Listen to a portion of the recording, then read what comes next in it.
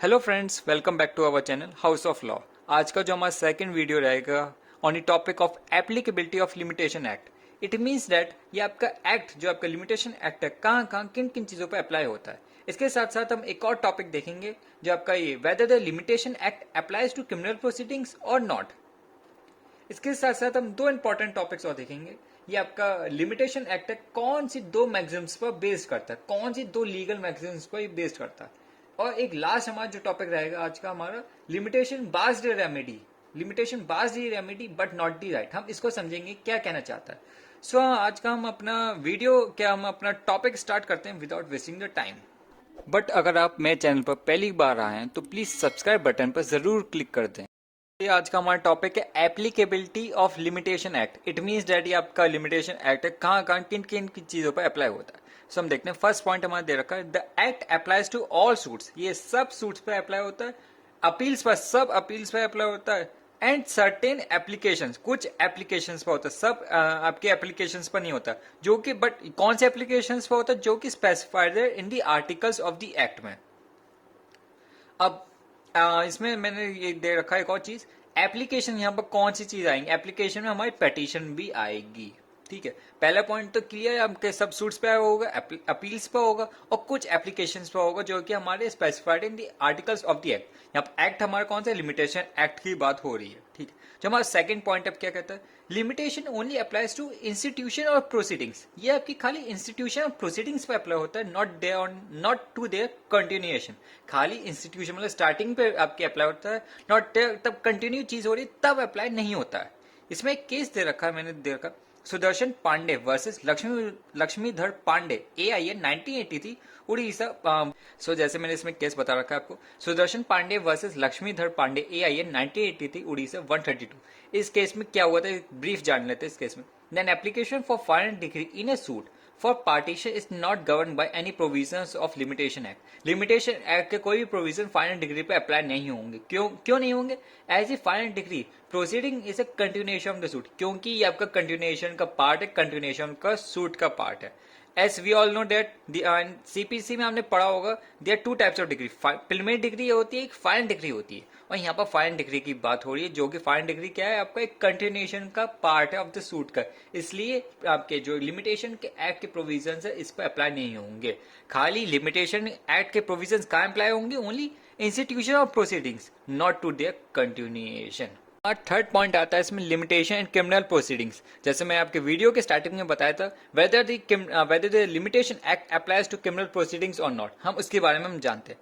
देखिए, the limitation act does not apply to criminal proceedings. इसमें clearly बता रखा है क्रिमिनल प्रोसीडिंग्स पर अप्लाई नहीं होता लिमिटेशन। बट इसमें थोड़ा सा एक दे रखा है the unless it is made applicable to them by express provisions. तब तक ये अप्लाई नहीं होगा तब तक कोई एक्सप्रेस प्रोविजंस नहीं बता रखे होंगे लिमिटेशन एक्ट में। अगर नहीं है तो ये आपका ये लिमिटेशन एक्ट है, आपकी क्रिमिनल प्रोसीडिंग्स पे अप्लाई नहीं होगा, मतलब एक्सप्रेस प्रोविजन जरूरी हैं। अब मैंने कुछ एक एग्जांपल दे रखा है इसमें, period of limitation has been provided for appeals. देखिए, पीरियड ऑफ लिमिटेशन बता रखा है अपील्स के लिए under the CRPC in article 114 and 115। So हमारा पीरियड ऑफ लिमिटेशन बता रखा है आपके शेड्यूल में, जो आपके आर्टिकल 114 की बात हो रही है और 115 की बात हो रही है इन केस ऑफ अपना। एक और इसमें एग्जांपल आता है article 131 of the limitation act applies to application of criminal revision. Article 131 जो आपका लिमिटेशन एक्ट है वो किसकी बात करता है? Criminal revision. So it means हमारे तीन चीजों पर आपका लिमिटेशन एक्ट अप्लाई होता है। लिमिटेशन एक्ट अप्लाई होता है आपकी क्रिमिनल प्रोसीडिंग्स पर। वो कौन से तीन चीजें? एक article 114, article 115 and article 131 of the limitation act. इन तीन चीजों पर आपका क्रिमिनल आपका लिमिटेशन एक्ट अप्लाई होता है ऑन आपके क्रिमिनल प्रोसीडिंग्स, और किसी चीज पे अप्लाई नहीं होता। बट हमने ऐसे क्यों कर रखा है, आपकी ये चीज क्यों हमने ऐसे लिमिटेड रख रखी है? अब क्या इसका रीजन दे रखा है? The reason is that it is undesirable that persons who have guilty of serious crimes should be free from the reach of long arms of the law after few years time. अब क्या होगा, देखिए, हमने मान लीजिए कोई limitation period रख दिया, इतने समय तक होना चाहिए, जैसे मर्डर हुआ और 3 साल तक का हमने रख दिया। अब वो 3 साल तक वो सोचेंगे यार छुप जाते हैं, जिससे हमारे ऊपर कोई क्रिमिनल केस स्टार्ट ही नहीं हो सके। देखिए यहाँ मैं जैसे और थोड़ा सा ब्रैकेट में इसी चीज को बता रखा है, this criminals would hide themselves for few years. यहाँ फ्यू इयर्स कुछ समय तक, कोई पीरियड बता अगर मेंशन कर देते वो कुछ साल तक छुप जाते, जिससे उन पर कोई in order to become immune from prosecution, उन पर प्रोसिक्यूट ही नहीं करा जा सके उनको क्रिमिनल्स को, जिससे वो कुछ समय छुप जाएंगे, जिससे उनको प्रोसिक्यूशन केस ही नहीं चला। सो हमारा जो फोर्थ पॉइंट है क्या कहता है, applicability to fundamental rights and writ petition. इसमें क्या दे रखा है, the supreme court has made it clear that no period of limitation can be prescribed for person agreed by the state action challenging such an action as violating fundamental rights and filing a petition in the article 32 and article 226 of the constitution। इसमें basically क्या दे रखा है, आपके कोई आपका supreme court ने clearly बता रखा है कोई पीरियड ऑफ लिमिटेशन नहीं अप्लाई होगा। कब नहीं होगा, कोई पर्सन एग्रीड होता है बाय दी स्टेट एक्शन, कोई स्टेट की वजह से, और जिससे इसकी वजह से कोई फंडामेंटल राइट उसका राइट वायलेट हो जाता है, और अगर वो फाइल आपका वो पिटीशन फाइल कर सकता है इन दी court in the under article 32 और आपकी 226 of the constitution. Basically article 32 बात करता है आपकी सुप्रीम कोर्ट जाने की, और आपके 226 बात करता है हाई कोर्ट के लिए। सो अगर इसमें रिट पिटीशन, अगर कोई इसका फंडामेंटल राइट वायलेट होता है कि आपकी रिट पिटीशन वो फाइल करना चाहते हैं, तो इसके लिए कोई पीरियड ऑफ लिमिटेशन नहीं बता रखा है। हमारे इसमें एक फिफ्थ पॉइंट और दे रखा है, एप्लीकेबिलिटी टू आर्बिट्रेशन प्रोसीडिंग्स। इसमें क्या लिमिटेशन, जो आपके लिमिटेशन एक्ट के और सब जो भी प्रोविजंस हैं वो आपकी आर्बिट्रेशन प्रोसीडिंग्स पर भी अप्लाई होंगे। इसमें देख लेते हैं, by section 37 of the arbitration act all the provisions of the limitation act has been made to apply to arbitration. सब आपके आर्बिट्रेशन पर अप्लाई होंगे as they apply to proceedings in the court, जैसे वो प्रोसीडिंग्स इन द कोर्ट में apply हो रहे हो। सो हमारे इसमें एक 6 पॉइंट और आता है, applicability to other proceedings. The provisions of limitation act are not applicable to proceedings. किन पर अप्लाई नहीं होगा, टू प्रोसीडिंग्स पर। कौन से वो प्रोसीडिंग्स हैं, before bodies other than courts. अब दो इसमें चीज बताइए, खाली कोर्ट्स पे अप्लाई होगा, बट इन दो बॉडीज पर आपका लिमिटेशन एक्ट अप्लाई नहीं होता है। वो कौन सी दो बॉडीज हैं आपकी, एक क्वासी जुडिशियल ट्रिब्यूनल है और एक आपकी एग्जीक्यूटिव अथॉरिटी है। ये इन दो बॉडीज पर आपका लिमिटेशन एक्ट अप्लाई नहीं होगा। सो हमारा क्या कंक्लूजन निकलता है इससे, खाली ये आपके कोर्ट्स पे अप्लाई हो रहा है लिमिटेशन एक्ट। और हमारा जो फिफ्थ पॉइंट बताया था उसमें आर्बिट्रेशन प्रोसीडिंग्स में भी आपका लिमिटेशन एक्ट अप्लाई होता है। इसमें एक मेन, इसमें मैंने एक और टॉपिक मेंशन कर रखा है, the plea of limitation can be raised only as against the plaintiff not as against as defendant. So खाली जो आपका ये प्ली ऑफ लिमिटेशन खाली हम प्लेंटिफ के अगेंस्ट तो यूज किया जा सकता है, बट हम डिफेंडेंट के खिलाफ हम ये यूज नहीं कर सकते आपके। जैसे मैं आपको बताइए, the plea of limitation can be raised only as against the plaintiff. Plaintiff के अगेंस्ट में यूज किया जा सकता है, बट डिफेंडेंट के हम अगेंस्ट में नहीं ले सकते। इसका एक एक्सेप्शन बताया था महादेव वर्सेस सदाशिव के केस में। इसमें क्या हुआ था थोड़ा सा मैं बता देता हूँ, but we are suit by defendant would have been barred कर दिया गया। उसका कोई सूट है उसने करा, उसका टाइम बार्ड कर दिया गया है अंडर सेक्शन 27 के अंदर और section 27 of the act, limitation act के अंदर। तो आपका डिफेंड ये इसका आपका राइट डिफेंस नहीं ले सकता कि यार मेरे खिलाफ तो ये आपका लिमिटेशन एक्ट है, ये यूज ही नहीं किया जा सकता, मेरे अगेंस्ट में किया ही नहीं जा सकता। देखिए, the defendant can not set up his right by way of defence. So इसमें हमारा एक लास्ट पॉइंट और आता है, contract curtailing the period of limitation. इसमें क्या है आपके, देखिए पहले तो कर्टेल मतलब क्या होता है, आपका शॉर्ट कर लेना, रिड्यूस कर लेना।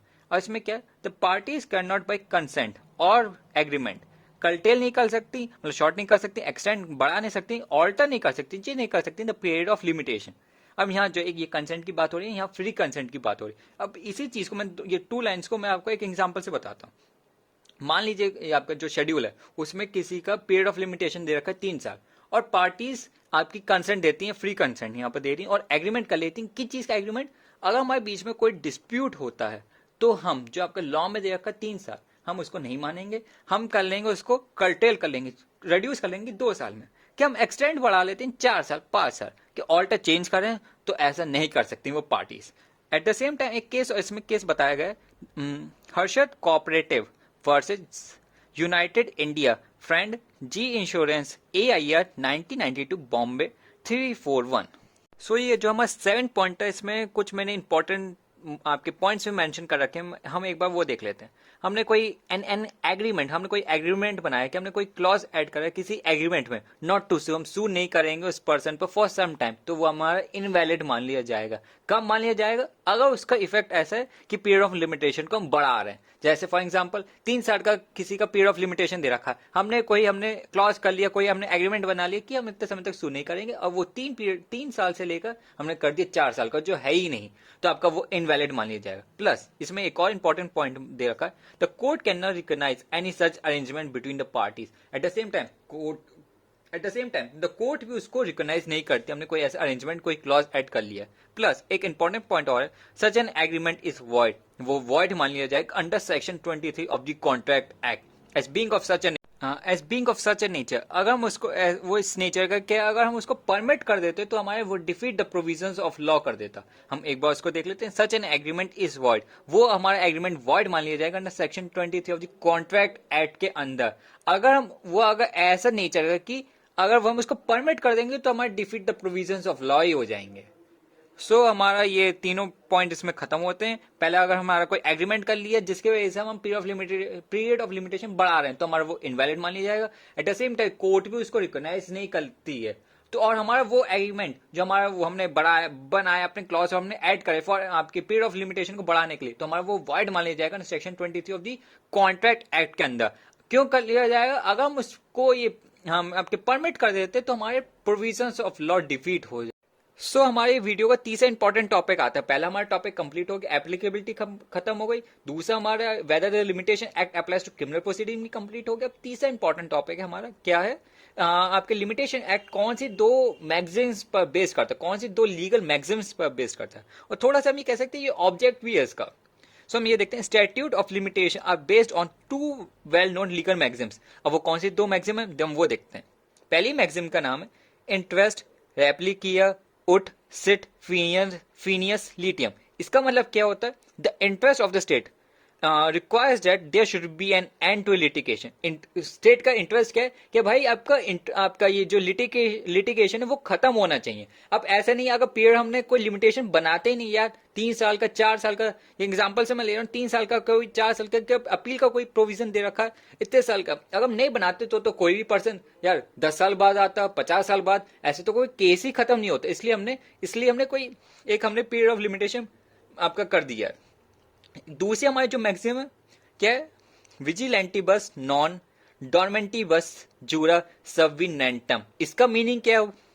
The law assist the vigilant not one who sleep over his rights. Basically क्या होता है? लॉ उसकी मदद करता है जो आपके विजिलेंट जागरूक है, not one who sleep over his rights, जो सो गया अपने उसको पता ही नहीं क्या उसके राइट्स, उसकी मदद नहीं कर। फ्रेंड्स, हम अपने वीडियो के लास्ट टॉपिक पर आ गए हैं। Limitation bars the remedy but not the right. हम इसको देखते हैं कैसे लिमिटेशन आपकी खाली रेमेडी को खत्म करता है, बट आपका राइट है, अधिकार है, उसको कभी खत्म नहीं करता। हम उसको पढ़ते हैं। A law of limitation affects the remedy merrily, खाली रेमेडी को टच करता है। It does not touch the rights of a person, जो आपके अधिकार उसको कभी टच नहीं करता। Like in the form of depth हो सकते हैं, डैमेज हो सकता है, गुड्स हो सकते हैं, पर्सन हो सकता है, प्रॉपर्टी एटसेट्रा, उसको बिल्कुल ही टच नहीं करता। एक केस को मैं इसको रेफरेंस लूंगा यहाँ पर, एक Bombay dyeing and manufacturing company versus state of Bombay AIN 1958 supreme court 328। इस केस में क्या हुआ? The statute of limitation bars the remedy, but does not extinguish the right. आपके जो स्टैट्यूट ऑफ लिमिटेशन है खाली रेमेडी तो खत्म कर रहा है, बट आपका राइट खत्म नहीं हो रहा। फिर वही बात, इसी में भी वही बात बोली, lapse of time does not extinguish the right of a person. Time खत्म हो गया बट आपका अधिकार खत्म नहीं हुआ अभी। The rules for limitation are not meant to destroy the rights of the parties। जो आपके rules of limitation है वो इसके लिए नहीं बनाए गए हैं, आपके जो आपका right है वो डिस्ट्रॉय खत्म करने के लिए, आपके जो राइट्स हैं वो खत्म करने के लिए नहीं बनाए गए। अब इसमें केस आ गया है Babua Ram versus state of UP 1995 two SCC 689। अब मैंने एक अलग से बात लिख रखी है इसमें, देखिए वो पढ़ लेते हैं। They are made to see that the plaintiff does not take a delaying tactics but seeks remedy within the period stipulated by the legislature. अब ऐसा ये नहीं है प्लेंटिफ डिलिंग टैक्टिक्स यूज करे, बट वो आपकी जो रेमेडी है वो स्टिपुलेटेड पीरियड ऑफ टाइम में अपने ले ले, जो आपकी बाय लेजिस्लेचर द्वारा बनाई गई है। जैसे 3 साल का बना रखा है तो वो 3 साल के अंदर ही ले ले अपनी, ये नहीं वो डिले कर रहा है मैं बाद में करूंगा ये करूंगा, वो ऐसा ये काम नहीं कर, डिलेइंग टैक्टिक्स यूज नहीं करे। इसमें एक और चीज आती है, देखिए the right continues to exist. Right हमेशा कंटिन्यू रहता है अगर आपका जो आपकी रेमेडी है वो बाढ़ भी कर दी गई है बाय लिमिटेशन द्वारा। आपका राइट कंटिन्यू रहेगा अगर आपकी रेमेडी खत्म भी कर दी गई है बाय लिमिटेशन द्वारा। एक केस का नाम लिख रखा है इसमें, हरिराज सिंह वर्सेस संचालक AIR 1968 इलाहाबाद 246। अब लास्ट जो इसमें एक इंपॉर्टेंट पॉइंट और आता है, देखिए, it is the only the remedy by way of suit that is barred. It is खाली रेमेडी जिसके वजह से आपका सूट बार्ड कर दिया है, बट दी अभी भी आपके पास, but the right itself continues to exist. आपका राइट हमेशा कंटिन्यू रहेगा टू एग्जिस्ट। अगर आपके पास कोई और रेमेडी है, अलग कोई और रेमेडी है, कि आपके पास कोई लॉफुल मीन्स है जिसके वजह से वो राइट हम इन्फोर्स करवा सकते हैं, तो तब आपका लिमिटेशन एक्ट नहीं आता रास्ते में। हम पढ़ लेते हैं, देखिए, it is only the remedy by way of suit that is barred, but the right itself to continues, and if there is some other remedy or lawful means by which that right can be enforced, then the limitation act cannot come in the way. अगर आपको ये video अच्छा लगा हो तो please like button पर click कर दें और प्लीज़ सब्सक्राइब बटन पर और क्लिक कर दें, जिससे जो भी मेरे नेक्स्ट वीडियो आए उसके बारे में आपको पता लग सके।